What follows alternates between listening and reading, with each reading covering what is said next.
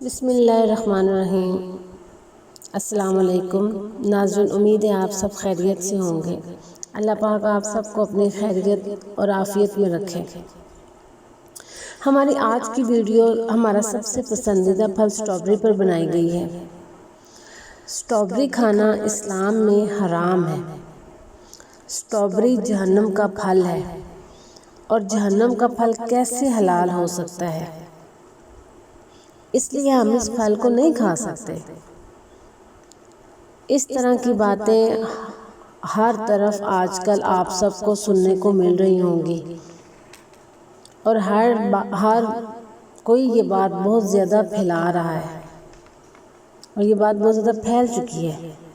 تو ناظرین، ہم سب سے پہلے اس بات کو کلیئر کرتے ہیں کہ کیا سٹرابیری کھانا حرام ہے؟ کیا قرآن میں اس پھل کو کھانے سے منع کیا گیا ہے؟ آئیے میں آپ کو قرآن مجید کی سورۃ دخان کی آیت نمبر 42 پڑھ کے سناتی ہوں۔ سورۃ دخان کی آیت نمبر 42 میں ہے، ان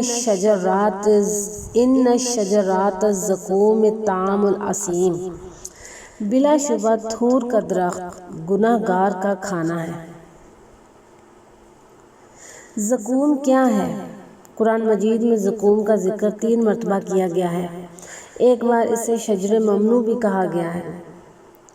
مفسرین نے اسے خاردار کہا ہے۔ خاردار کانٹوں والا درخت۔ جو تھور ہے وہ خاردار کانٹوں والا درخت ہوتا ہے۔ اس آیت میں ہمیں درخت کھانے سے منع کیا گیا ہے، یعنی کہ جو اس درخت کو کھائے گا وہ گناہ گار ہوگا۔ جبکہ سٹرابیری تو ایک پھل ہے، اور ہمیں پھل کھانے کو تو نہیں منع کیا گیا۔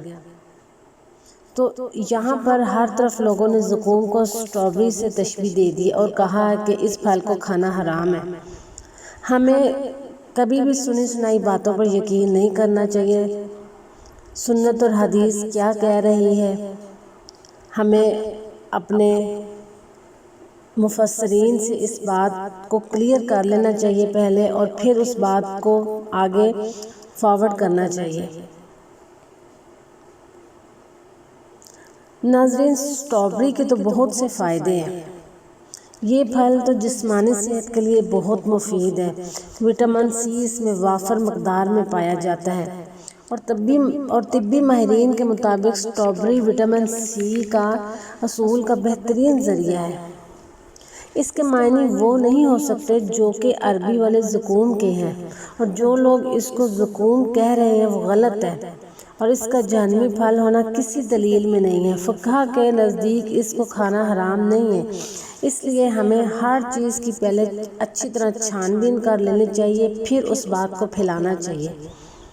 آپ بھی سٹرابیری کھائیں اور اپنے بچوں کو بھی کھلائیں۔ اس پھل کے بہت سے فائدے ہیں، اور ہمارے جسم کا قوت مدافعت کو سٹرونگ کرنے کے لیے سٹرابیری بہت اہم کردار ادا کرتا ہے۔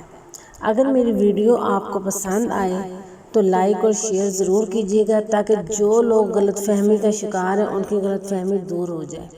جزاک اللہ۔